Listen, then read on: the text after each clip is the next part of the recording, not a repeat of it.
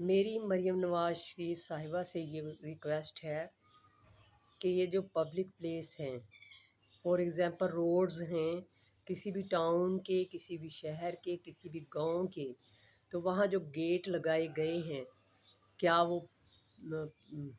Personal property है, क्या वो प्राइवेट प्रॉपर्टी है जिस पे गेट लगाए जा रहे हैं और लगाए जा चुके हैं और उनको लॉक कर दिया जाता है।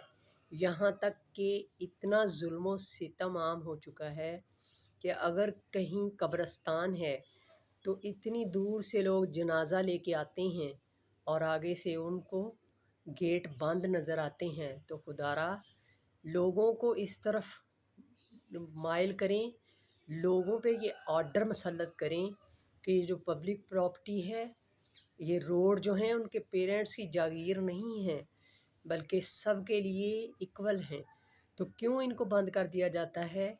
और मोहल्लेदारों ने अपनी अपनी चाबियां बनाई हुई हैं और जिसका दिल करता है वो लॉक खोलता है और चला जाता है। आ जा रहे हैं जब लोग बाहर से आते जाते हैं तो प्रॉब्लम्स तो उनको होती है। खुदारा इस बात की ज़रा तलकीन कीजिए। ये रिक्वेस्ट है ख़ुसूसी मरीम साहिबा से। अल्लाह अमल की तौफ़ीक़ अता फ़रमाए।